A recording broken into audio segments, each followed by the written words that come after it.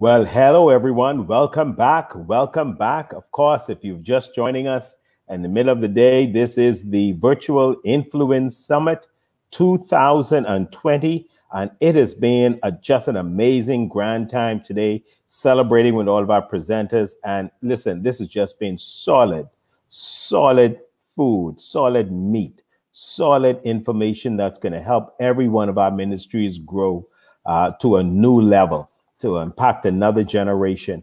And guess what? I have the awesome opportunity to introduce our next speaker. Just before I do that, I just want to remind you, we have two more sessions left for the day. Our next session right after this is dealing with legal information, legal complications in working with young people. Oh, you don't want to miss that. There's a lot of things that have changed, and we want to make sure that we as youth leaders and as children leaders are falling in line with the law, because that's very, very important. Then right after that, we have characteristics of an effective leader. Listen, that you don't want to miss that. That's our next session. And we close out for today. And we have a special bonus session. I'll tell you about that right after our next speaker. I'll tell you about that special bonus session at 6 p.m. today. You don't want to miss it. But listen, as I indicated, I have the greatest, I think the greatest privilege to introduce the host of this Influencers Summit. Doctor, I think I'm going to give him an honorary doctorate. I wish I could have done it. I would have called him Dr. Ricardo. He was a pastor, now he's a coach. And I think the next level, he's going to get an honorary doctorate. Dr. Ricardo Miller. Listen, if we were in the stadium, I would have said, all rise. But saying that we're virtual, you could remain seated, guys. But listen, I want to give him all his props. So I want to go ahead and read his bio. I think it's very important for us to respect and understand who he is and what he has done so far. So listen out here. Pastor Ricardo Miller is the founder and CEO of Ricardo Miller Children's Ministry, Bahamas, serving children, youth, and their families. He is also the founder and CEO of Effective Living Management Agency, which specializes in life management coaching and personal development training. Ricardo coaches and guides professional individuals who have a serious passion and who are committed to improving their lives and businesses. For decades, Ricardo has been equipping people of all ages, guiding them with the ultimate goal of creating a life they don't want to take a vacation from. He is the host of the popular weekly radio show Effective Living with Ricardo Miller on Fishbowl Radio Network every Monday night at 7 p.m. He is the author of 7 books and a popular guest on national and international radio show and TV programs. Ricardo Miller is dedicated to sharing the message of discovering your grandest purpose and optimizing your highest potential. Ladies and gentlemen, influencers from all over the world, let's hear it for our coach, Dr. Ricardo Miller. Give it up for the brother. Give it up. Let's see some hands. Let's see some claps. Come on in there. Go for it. What's up? What's up? What's up? What's up? What's up? Influencers. Oh my goodness. This day has been on fire. This day has been on fire. Listen, guys, I am loving it. I am loving it. I am loving it. Every single bit of it is just been amazing. It's been amazing. How many of you guys have been enjoying the session? Oh my goodness. Thank you, Keno McCartney. That's my brother from another mother. I appreciate and love Keno and Lisa McCartney. Such an amazing, incredible couple. Celebrating 25 years of marriage, these guys. And Keno is having this special birthday at the end of the year. I am looking forward to celebrating that birthday with my brother, Pastor Keno McCartney. Hey, man, great. Listen, guys, I am honored to have the privilege to drop in here and do a session. I have been assigned to speak on the subject, what does ministry to young people look like moving forward? Okay, what does ministry to young people look like moving forward? And there are a number of ways I can take this. I can remember 24 years ago when I started doing children's ministry and working with young people in Nassau. I remember going from door to door in Montel Heights. I can remember having grown out one little room in CH Reed, one of the classrooms, then going into a number of other classrooms, and then utilizing almost the whole property, trying to work it to help kids. At that time, we grew and we discovered how and what we could do to reach kids in an effective way. How many of y'all know young people, they want what's hot, not what's not, right? They want what's hot, not what's not. So our goal as leaders is to always stay above and beyond what's going on in culture. The unfortunate truth is that most people in ministry are behind.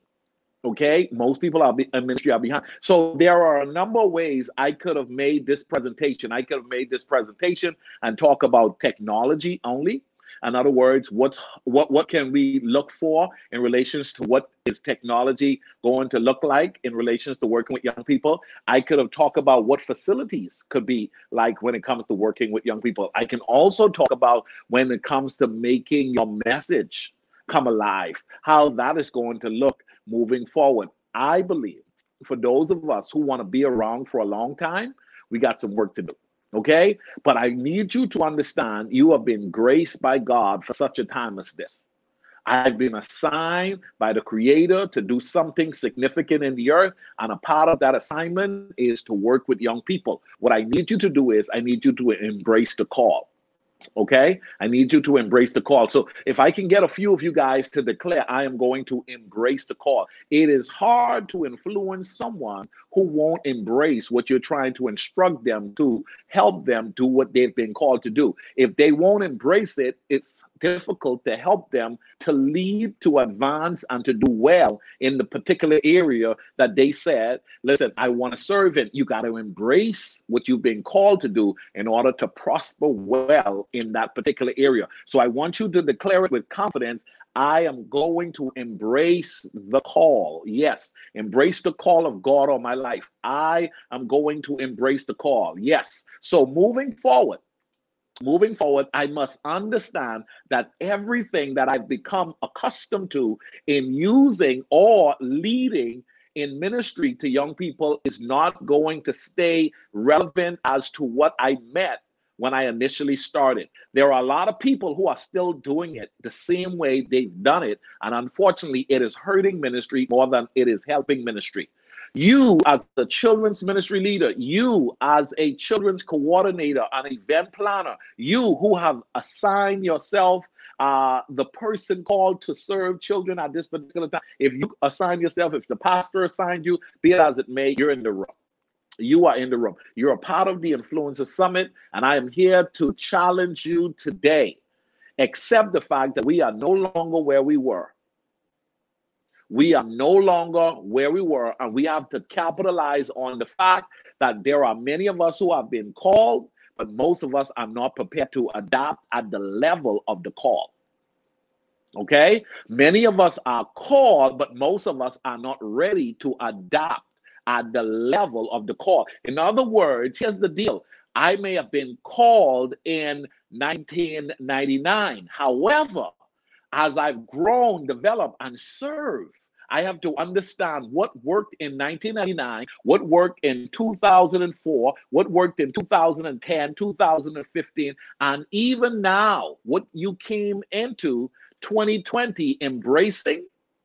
You're going to now have to release and say, I'm going to continue to embrace my call in the midst of a pandemic, but I'm going to study the approach and adjust the methods to ensure that I'm continuing to succeed in what God's called me to do.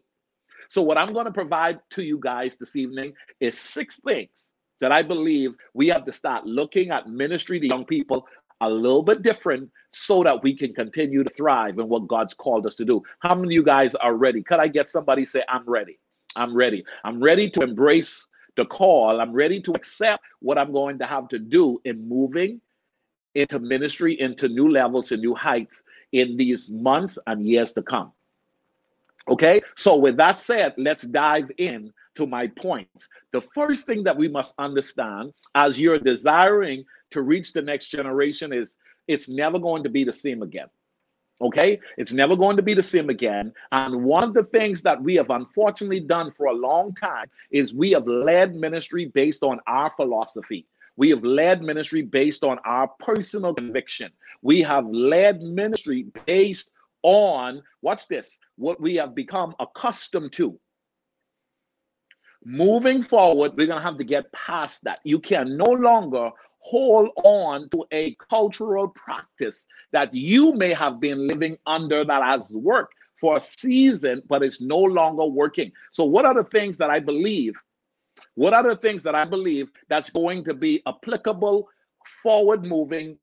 And if you're going to be forward moving, you're going to have to embrace these things.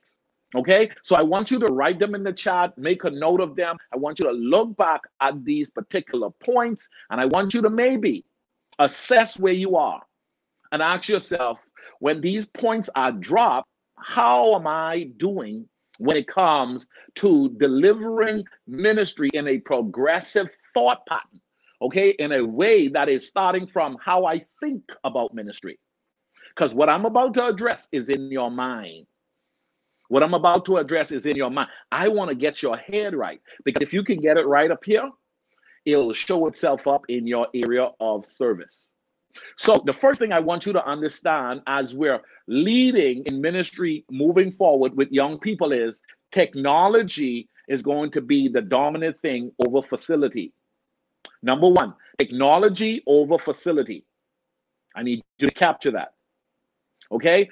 Now, there's a problem there because most people fall in love with their facility, and they sometimes find themselves giving young people less attention because the facility has become the glorious place that we give attention to say, look at our youth space, look at our children's space. If we're trying to get some space, and don't get me wrong, facility is going to be good and needed moving forward. But here's what I know: technology over facility. That means you're going to need to have a hotspot. Come on. That means that facility no longer can be simply attractive to you, but you now need to make sure that that facility is connecting from a technological standpoint with young people. If your facility does not have good Wi-Fi connection, unfortunately, these young people, they don't want to come.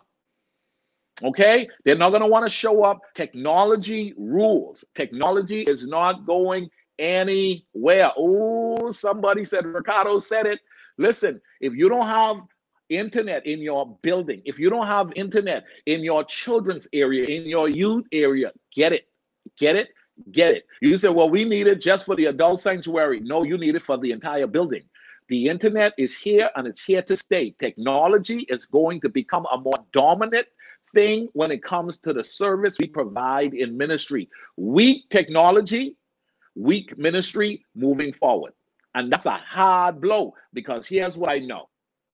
When it comes to even us hosting this virtual summit, y'all saw the introduction part was being disrupted. Let me tell you something. There's no way next year, 2020, we will have the same technological challenge that we had this year, because I understand, just as you are understanding, that technology ain't going nowhere, and we better show up with quality technology if we're going to do ministry. Okay, moving forward, guess what? You want to have your facility, but make sure your facility is on point when it comes to technology. Guess what? You can learn how to shut off all Wi-Fi in the building. You can learn how to shut off phones in the building. They got stuff that actually will kill the tower in your building, and you won't be able to, watch this, have any type of technology being used. But I need you to know, you can't ignore technology. If you want to continue serving this generation, embrace technology. Don't be afraid to embrace technology. You say, Ricardo, well, I don't know a lot about technology and I don't want to go back to school. You don't have to go back to school. Information is everywhere. Everywhere. I was talking to a colleague 2 days ago, and he said to me, I have to do this meeting, but I don't know how to. I said, listen, go and check out YouTube and these three links. Look for these three channels. And I said, they tell you everything about Zoom. They tell you everything about hosting virtual meetings. They tell you everything. You can be certified in a night. Come on.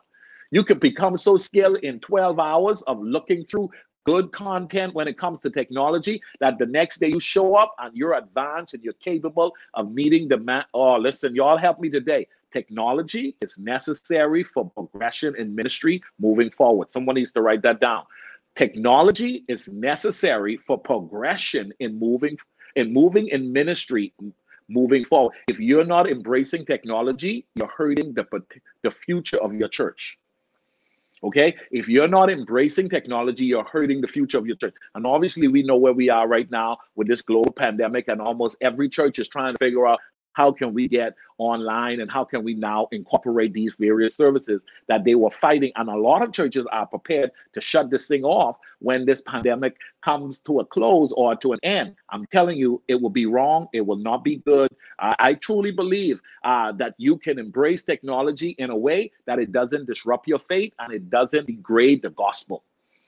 Okay, you can embrace technology in such a way that it does not disrupt your faith, neither degrade the gospel. So number one, technology over facility. Okay, number two, relationship over knowledge. Moving forward, working with young people, I need you all to get this. Number two, relationship over knowledge. In times past, everybody tried to respect the person who knew the most in the form of, he just got his doctorate. You need to listen to him. Or, she is the person who they brought in to teach the class. You need to listen. Not because you know what you know is going to allow and have young people to automatically listen to you moving forward. No. Listen, John Maxwell said it this way. Watch this. People don't care how much you know until they know how much you care. What I'm challenging you today to do is become committed to increasing in knowledge, know what you need to know, but also make sure that you are committed to not just being right in the room, being relationally connectable in the room. Make sure you connect well with the room. I've discovered, let me tell you something, I know a lot. And I found myself seeing that there are moments young people will shut you off, not because what you're saying isn't right, it's because they ain't feeling you. Mic drop. So here's the deal. If young people ain't feeling you, they don't want your truth. They don't want what you have discovered. So what you and I have to understand is we don't want to lose a generation only because we're fighting to stay right and truth in front of relationship. Relationship is going to be the thing that's going to continue to keep them wanting to embrace your truth. That's going to keep them wanting to come and hear what you know because they've discovered that you know something. But more than just knowing, they want to feel you. Ooh, come on, that's a word for somebody. Make sure that your knowledge is not overshadowing your heart. Okay, make sure that you're not so caught up in what you're saying that you're not connecting at the same time. I am assigned today to talk to you about what ministry is going to look like moving forward. As I told you, I could have talked about this in a number of different ways, but I am talking to the leader. I'm talking to the worker. I'm talking to the person in charge. I want to talk to those of you who are called to serve, but you are struggling because these kids ain't listening to you, because you have something to say and they're not listening because you aren't connecting. You got to make sure that the relationship that you're trying to build with them gives them the confidence, the belief that you're worth listening to. Years ago, however, you were taught to listen even if you didn't like somebody. I still think that's a good skill. I am actually really good at that. I learn from anybody. Anybody can teach me. I'm open to learning. But these young people, they're not that way. These young people will dismiss knowledge because they don't feel you. Okay? If they don't feel you, they won't listen to you. How many of y'all know what I'm talking about? So I'm challenging you. Ministry moving forward is going to require you to connect just as much as you're staying informed. Okay, that's number 2. Number 3, transparency over title. Transparency over title. None of these points are commonly addressed. Okay. Number 3, transparency over title. Years ago, the goal was, you know who I am. I'm saying something to you. Listen to me. Well, your title doesn't matter to the next generation. As they come forward, title doesn't mean anything. But what they do want to know is, are you real? Are you transparent? Transparent over title. When you come and try act like you got it going on, but the reality of it is it's a massive disappointment to the next generation when you act like you got it going on, but you know your home life is falling apart, your health is falling apart. The reality of it is your money is funny, and the likings of how you're showing up every day speaks to the fact that you got a lot of skeleton in your closet and you're trying to talk to me. No. Your title ain't gonna cut it working with young people moving forward. You're going to have to be transparent.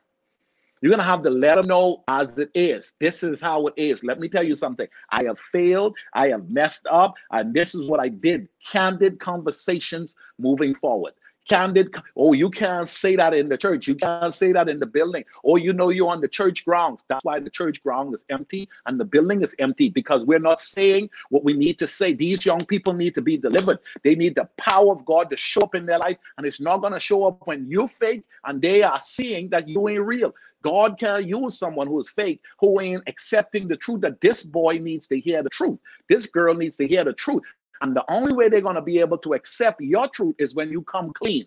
Come clean with the next generation moving forward, and they're going to embrace you like you've never seen before. They can read a fake a mile away. Bam. They can read a phony a mile away. One of the quickest ways to kill a ministry is to put somebody in the front who is not transparent. Somebody who's trying to fake it to make it. Somebody who is trying to show up to act like they got it going on. I'm here today to tell you, if you want to reach young people, slow down, Ricardo. I don't want to sweat. No, I'm not going to do it. Slow down. Slow down. I got time. Y'all enjoying this?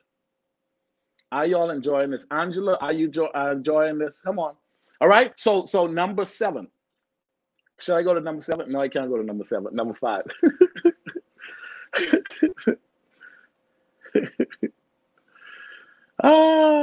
Don't fake it. I see y'all, man. I see y'all. So number 5, guys. Number 5.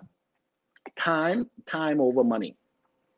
Okay? Time over money. You know, years ago, you could throw off a $20 bill to a kid and they just felt loved, appreciated, and valued. Okay? Years ago, you could throw out some money and the kids are, oh, man, I love that guy. You could walk in the parking lot and give everybody $1. You could walk in the parking lot and give everybody $10. Oh, my goodness, that guy is the best. Let me tell you something. These kids today, they value time more than money. And moving forward, it's going to be even more precious. As a matter of fact, we're living in a society where everybody is starting to learn that what we had value in time past is no longer as valuable. So we got young people who are now embracing minimalist lifestyle. Minimalist lifestyle meaning the fluff don't matter, the nice car don't matter, even your money don't matter. The reality of it is, when you're with me, do I feel like you with me? Come on, are you in the classroom teaching, or are you simply holding posts because the pastor put you in here and all you're trying to do is hold the time while church service is going on? Listen, are you really feeling me to the point where while I'm standing in front of the church, you see me standing in front of the church, and as you're walking past, you know what? You only was in the room because you were assigned in the room, but you see me in the parking lot and you won't stop and talk to me. But yet on my birthday, you want to put $2 on my shirt. You want to put $5 on my deal, talk about happy birthday. I want to feel you more than I want you to connect with me in relationship time. Watch this, in time factor, rather than you simply throwing out a couple of things. The things that we threw out in times past are being dismissed. They're not looking at those things anymore. What they're looking at, how you show up and how you really connect. They said to a child, love is spelled time. To young people, love is spent time. Sometimes you don't have to have food, snacks, drinks, and so forth to give out. Sometimes it's just sitting on the car, sitting on the curb at the church. It's just sitting on the benches. It's just sitting in a pew, and it's just connecting. It's just basically, how are you doing? Time matters. I remember growing up, though, when I was coming up, listen, the guys who had it going on, what they did was when they showed up, they gave out money. Come on, everybody came running through and they wanted their money. They wanted that money. They wanted that money. The reality of it is, every parent who's listening to me, every parent who's listening to me who have young people in their home, you would see kids with $20 in their pocket when you wash their clothes, $10 in the pocket, and guess what? It wash it, go back, and you give it to them. It's on under the floor, it's under the mat, it's in the back.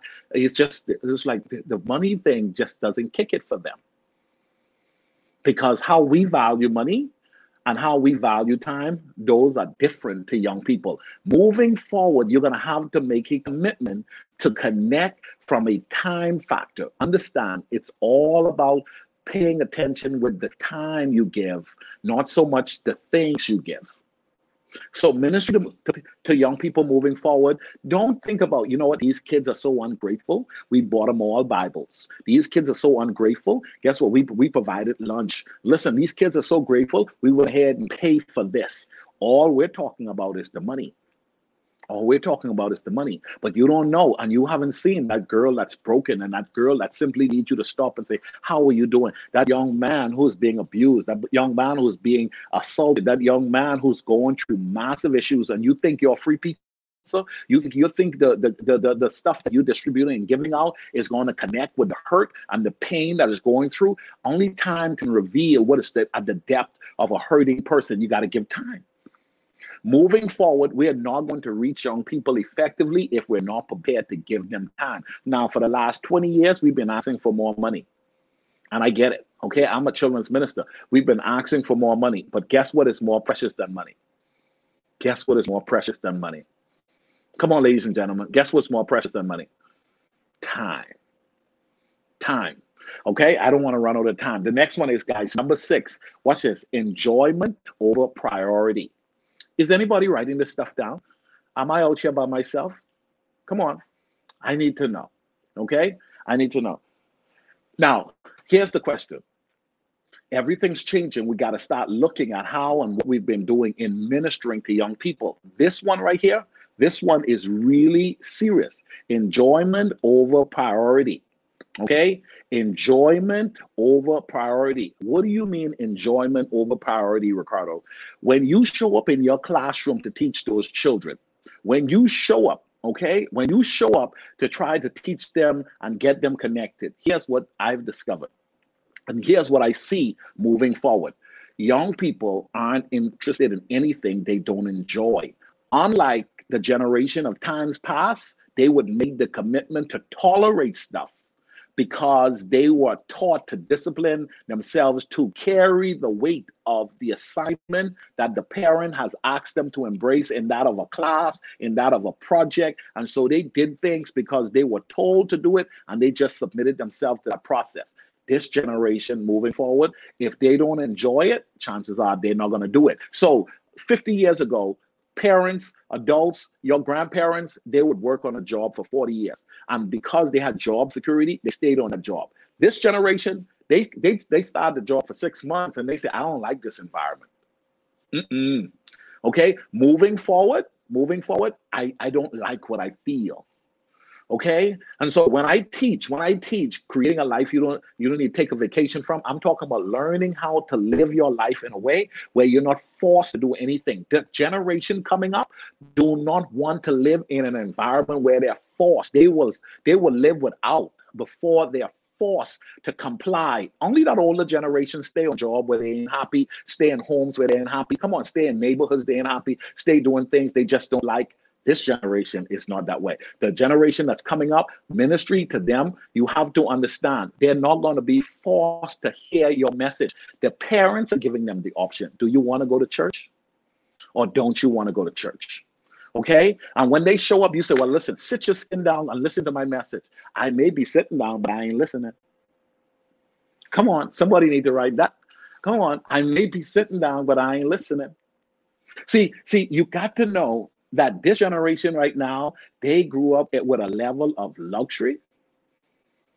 Come on, I slept on the floor for more than 10 years of my first lifetime in this world. I mean, listen, I didn't sleep in a bed until after 10. At least I was closer to 14. Okay, okay, I slept on the floor, and I didn't thought we were poor. It was just a part of what it was. These kids got it all. They got it all. And let me tell you something. One of the things with having it all is it actually makes you not spoiled, but it makes you accustomed to something beyond what you are now embracing. That means you're not going to see things the way your parents saw things. The way I talk about the fact that I slept on the floor has nothing to do with my son. He never had to sleep on the floor. The way that I talk about going to the well, and the way that I talk about, you say, Ricardo, that means this generation is weaker. I don't think they're weaker. I think they're different. Okay, I don't think they're weaker. I think they're different. And I think a lot of times we mislabel them because we want them to go through it the way we went through it. They're not going to go through it. There's no need for them to go through it.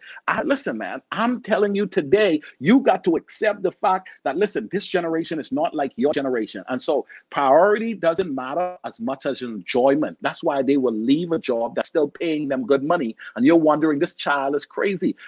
Listen, I can't believe my daughter left that good paying job. But watch this. That's what's going to happen even more. You see young people say, I don't want to do it. I don't want to go. Oh, you know how good that guy is? You know how much they have in that facility? Do you know what they're going to be doing this weekend? I have seen churches spend thousands of dollars. I went to one church. They had a side of the building, 20,000 square foot of building for children. And they had to close off a side of it they said $200,000 they paid for a playing ground. And they closed the whole section off because no kids were showing up, because they spent money and they thought they would bring kids in, but the kids weren't enjoying what they were trying to give. And let me tell you something, the priority on the building give them no value because it needed to be valued on the kids. Are they enjoying this? So what's what the parents normally ask young people when they show up? And this is going to be bigger in the future. And if you're not listening, you're going to miss out. Parents ask their kids, did you have fun today? Come on. Did you have fun? Listen, if they're enjoying themselves, they'll show up. Okay? If they're enjoying themselves, they'll show up. If they're not enjoying themselves, they're going to have to be pushed in the room. They're going to have to be forced in the room. And unfortunately, you're going to be playing like Russian roulette, catching one and missing 10, catching one and missing 10. And some people are wondering why. Oh, that little Johnny, he's doing so good, but the rest of them, they ain't doing well. Well, the problem is Johnny has something a little bit different about his makeup that likes what you deliver. But the rest of the kids are different. And your ministry is going to have to provide difference. Ministry moving forward is going to have to connect with all of the vast styles of ministry that is going to be needed for different types of people. Okay, different strokes for different folks. There are a lot of people who are going to show up, and let me tell you something. They show up for the reason that literally when they walk in the room and they stay in the room, from a enjoyment standpoint, you'll be amazed what those differences are. You'll be amazed when you do a survey. So make sure you understand enjoyment over priority. What you have as priority, it's not necessarily their priority. These kids want enjoyment. Now, here, let me tell you something. If you give them enjoyment, they'll embrace your priority.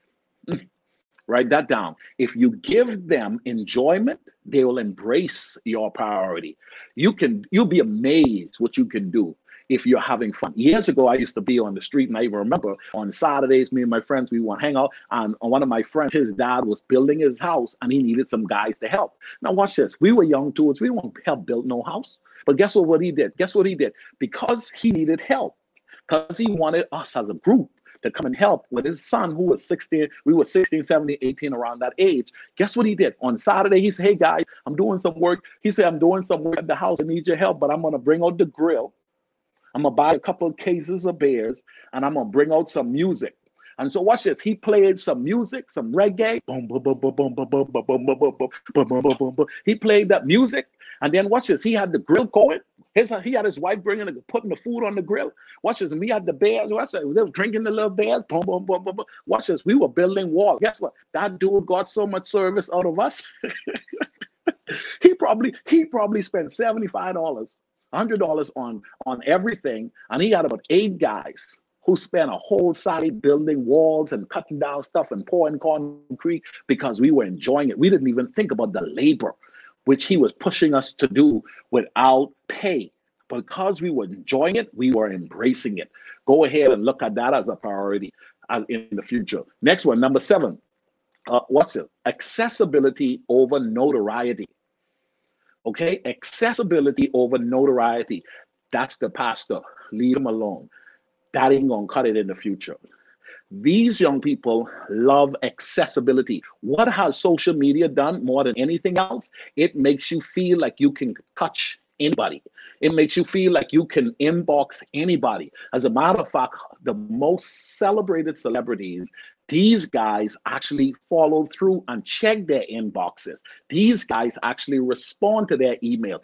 These guys show up in the mall at kids' parties. These guys show up at high school basketball game, and they try to connect. Accessibility. When you are not accessible to the generation that you're called to lead, you're not going to reach them well.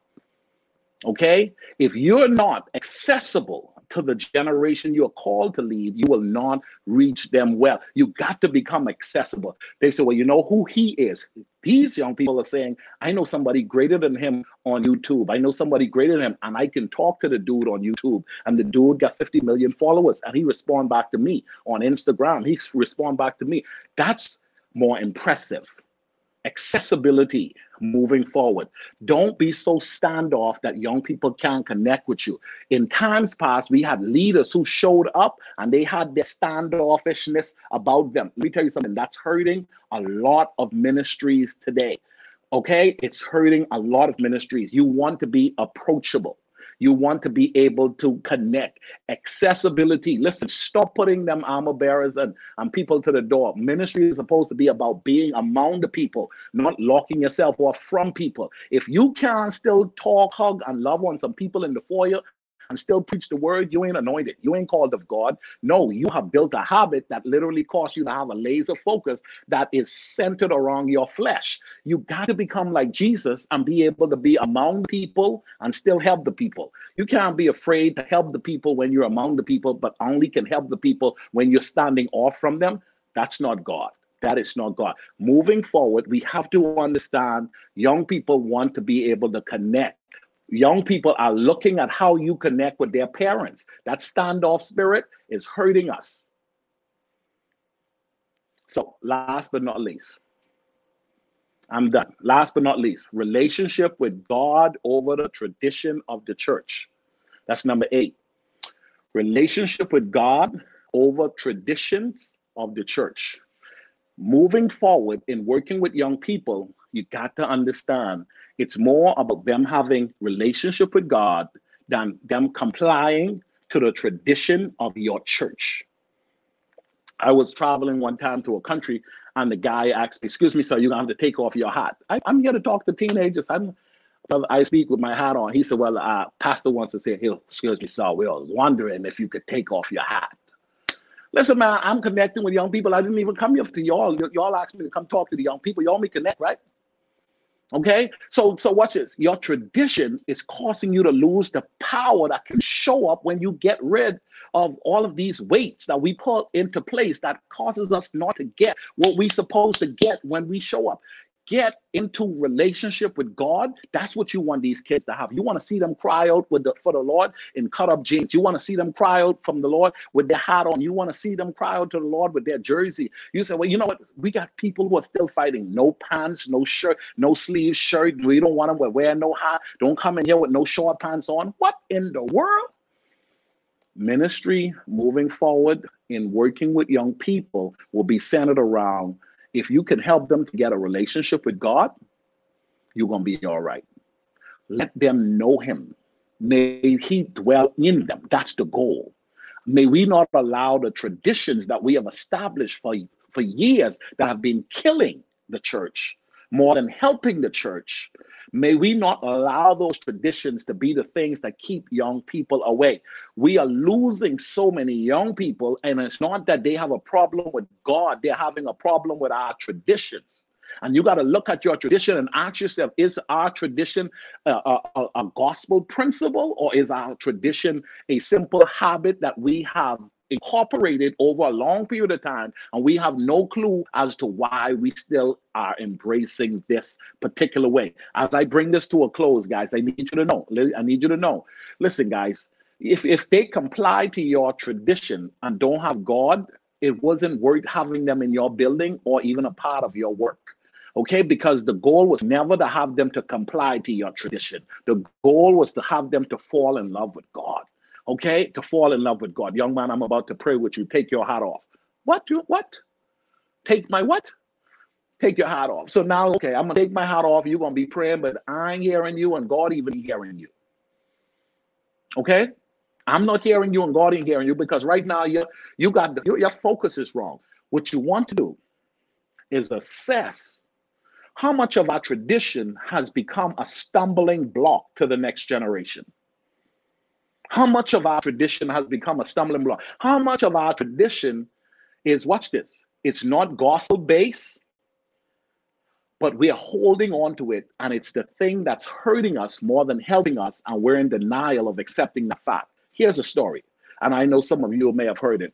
A mother was cooking for Thanksgiving, and she was preparing that nice ham, and she cut the ham in half, and she threw one side in the trash, and she put the other part in the kitchen. And the daughter asked, "Mom, why did you put the half of the ham in the pot and the other half in the trash?" And the mom said, "You know what? That's how my mother always did it. And let me tell you something, it's always a good ham. God, it's the best ham ever." Well, when Grammy came over, she said, "Grammy, Mama said that you cut the ham in half, you threw out half, and you would cook the other half. Why did you cook the other half?" She said, "My God, it was always good like that because I saw my mother did it that way." Well, great-grandmama came over not so long after, and they asked the daughter asked great-grandmama, "Why did you cut the ham and throw off half?" She said, "Daughter, my pot was so small that I didn't have a big enough pot, and I know I couldn't keep it, didn't have a refrigerator back then, so I got rid of what I couldn't cook, and I cooked what could fit in the pot." We have people passing down stuff in ministry without the understanding that some of this stuff we're continuing to carry is hurting us more than it's helping us.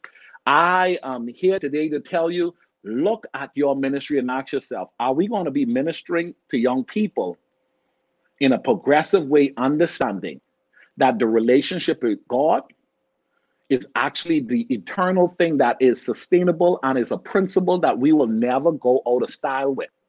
Come on, and you'll never go out of style with. So make sure relationship with God becomes dominant and more intentional as to what you're focusing on than the tradition. I love some traditions. I have an appreciation for seeing some traditional practice play out, but we got to make sure that the tradition doesn't kill the power. We got to make sure that tradition doesn't cause us to become so caught up in the form of serving God that we miss the God to whom we're serving. Okay, so let me role play and play this back as to what I talked about earlier. Listen, these are 8 things. Number 1, technology over facility. Number 2, relationship over knowledge. Number 3, transparency over title. Number 4, time over money. Number 5, okay, number 6, enjoyment over priority. Number 7, accessibility over notoriety. And number 8, relationship with God over tradition, over the tradition of the church. Ladies and gentlemen, I'm telling you, if you study this and you start to embrace it to the fullest, you're going to have a great, thriving ministry as you move forward. Now, let me say this. What I just said was easily stated and more likely accepted, but it's very difficult to do because we like our old ways. Okay, somebody has title, somebody is holding a position, and somebody has some money that is fighting to keep the old way around.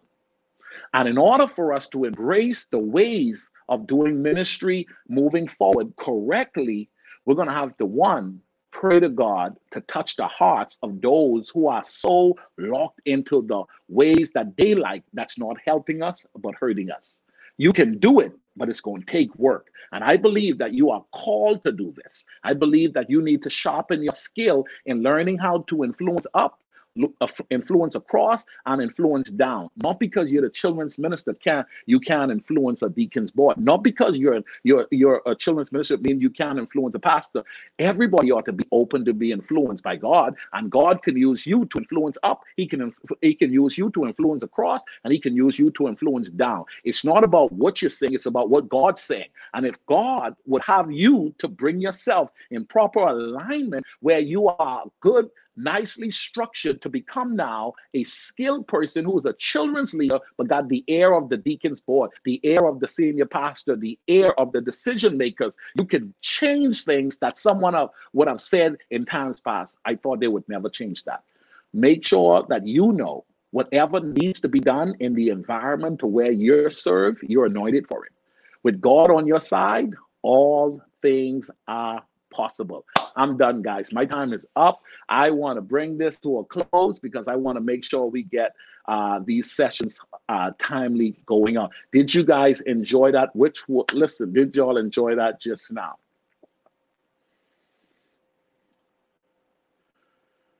Okay, Kim McCartney, you're back. Wow. Wow. So can you just hold the mic for a minute? Just hold the mic and you know what to do with it. Oh man, that I tell you, many churches, and you know, a Christian came and you answered the question with the 8 points that you stated. You answered the question because I think many of our leaders, whether they're holding on to tradition or their leaders are holding on to tradition, they want to know, well, how can they make the adjustment? And you went ahead and you answered that question. Because I know that's on the mind of many people who are on this summit. How can I make a difference? And you said it. Prayer. Hear from God. Go ahead, sir. Go ahead. Yes. Thank you, Kira. That's so good. You know, in your earnestness and praying to God and you believing God to touch those who need to be touched. Just remember, it's amazing when you increase your skill set to meet the demands of the areas where you're called. Remember now, your call is not on where you like to serve most as a leader, but what you're called to change most as a leader. Let me say that again. See, there are a lot of leaders who like to talk, but we didn't vote you in to talk. We vote you in to change the economy. What's this? You like kids. We didn't only bring you here to like kids. We brought you here to grow a department. You see what I'm saying? So an exceptional leader not only does what he likes to do, he also addresses what needs to be addressed. So when you leave a post, you want to be able to increase your skill set to say that I was able, with the help of God, to make adjustments that was hard, difficult, but was necessary. God anointed me to kill a giant. God anointed me to do what nobody else was willing to do. But guess what? I like playing with sling. I like playing with stones, but in the midst of that, God was sharpening my skill set to do something that nobody else had ever done. And I believe, Pastor Kino, that's what we have to pray for, the anointing, the ability to do what no one else has done without sinning, the ability to do what no one else has done without getting in the flesh. And what do I mean by that? Taking it personal as to how and what people are doing around you. You just got to be like David. Your brothers are hating on you. Saul is doubting you. You understand what I'm saying? Goliath is talking bad to you, but you just got to stay in that right spirit. David stayed in that right sense of spirit and say, I came here to solve a problem. If you're a children's ministry leader in a church that's dying, but you call to serve a generation, you may find that there are some people who are talking about you like David brothers was. You may find a leader who is doubting you like Saul did, and you may find that there's a Goliath who is calling you out. And let me tell you something. You just got to know. He says, listen, the God who was with me prior to coming to this church is going to be the God that's with me, that's going to break a revival out in this children's ministry, that's going to help me to reach this city. And I'm not going to get in the flesh because I ain't going to touch God's anointed, and I ain't going to fight with the deacon's board, and I ain't going to find myself angry in spirit, but I'm going to stay fresh, anointed, capable, and ready to be used, because a problem is about to be taken down. Woo! My goodness, man, you brought it home. Pastor Ricardo. Thank you so very much. Listen, we just have about a minute left. I know you want to give them time to take a break. Can you just say a quick blessing over our leaders? Bring him back. You cut him off. Just say a blessing over our leaders, and we're going to go and take a 10-minute break, and then we're going to come back on with our next leader. Come on, Pastor. Go ahead and bless our people today. Anoint the Black God, anoint them. Go ahead, sir. Father, in the name of Jesus, there are children's ministry leaders, there are youth ministry leaders, there are individuals who are a part of this summit that has been called to kill giants. The problem is, God, the culture where they are at isn't used to giants being taken out. But Father, I ask God that you anointed each and every single person under the sound of my voice, just like you anointed David to take out a problem that is evidence that is existing in their community, church, or department. I ask God that you grace them with the ability to serve without becoming angry to a point that they operate in the flesh. Help them, Lord God, to keep their spirit pure as they move the ministry forward. Help them, God, to be strategic in knowing that they can't use the old way. They can't use the armor, the sword, or the shield, but there's a grace on them to introduce something new as we are serving a generation that needs what they need in a new way. And knowing that after all that is said and done, what we do, God, as children workers, as youth workers, may it be done to bring honor and glory to your name. Anoint each and every person. Allow them to know they're capable of doing it as we teach in the word of God. I can do all things through Christ who strengthens me. Strengthen us, God, to take on giants. Strengthen us, God, to take out problems. In Jesus' name I pray. Amen. Amen. Amen. Amen. Thank you so much, Pastor Ricardo. Oh, my goodness. There's nothing else to be said. We're going to a break now. You have a 10-minute break. Go ahead, catch yourself, absorb what was said, and come back at 4 p.m. for our next presenter.